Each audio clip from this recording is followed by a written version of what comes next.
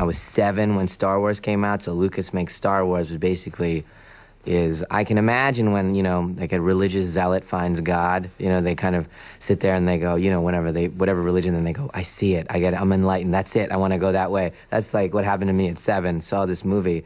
I was having all these feelings of like, connected, and the Force is real, and I am going to learn the Force, and I have to, this feeling, I was confused, reality was confused with what I was feeling, and they have it right, that was correct, and this is not, this station wagon with my parents, this is not correct, and I had all those kind of really, that rush, I can remember it exactly, and I was in the center, back in those days, the little kid could sit in the front seat, and no seatbelt, we were just in the front, my dad and my mom, my sister in the back, and just like staring at the vent, going, oh my God. And they're all like chatting about something about the movie like that. And I was like, would everyone just be quiet? Let's just take in this moment for a second. It was amazing. And I got home and I was just on this high, literally full out high for forever. So that kind of kicked it off. And then, Raiders of the Lost Ark at 12. Really, Raiders, I know that sounds like really early, but Raiders was the moment I was like, that's it. This is what I'm doing for a living.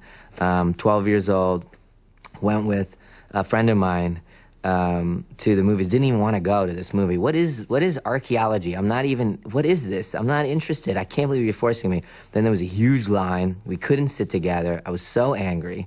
Sat with this older couple who saw that I was, I was like this tall when I was 12.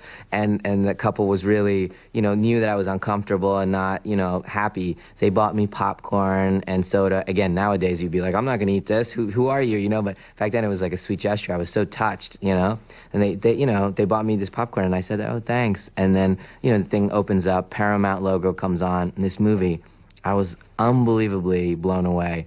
And came out of the theater and I was like, that's what I'm doing for a living. So I didn't tell my parents yet, who are both doctors, but at 12 it was all done.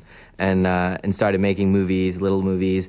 And so I was kind of at the right age, at the right time when, Star Wars, Raiders of the Lost Ark, E.T., all these seminal movies of incredible artistic and entertainment value came out right when I'm so impressionable.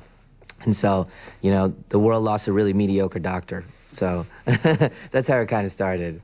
When someone comes up to me and says, I want to be a filmmaker, I want to be an actor, I'm trying to talk to my parents, what do you think, what should I do, and all this stuff, and I'm like, if there's a choice involved, don't do it, for sure. If there's a choice, you want to be an engineer, you want to be a dentist, and you're thinking about doing this, I love movies, I want to be a director, I think, Don't do it. Don't do it. If there's no other way, there's just no other way. I was like, imagine you've lost the person that you love. Your parents think you're a failure. Everything has gone wrong. Everything. Do you still want to be and it takes 20 years, 30 years, and everybody says you stink. You're terrible. If you spent all that time, all regret, your whole life is defined by your failure to do this. Is it still something you want to do? Then go do it, because it should be no other choice in the matter. It takes like an irrational passion to do it.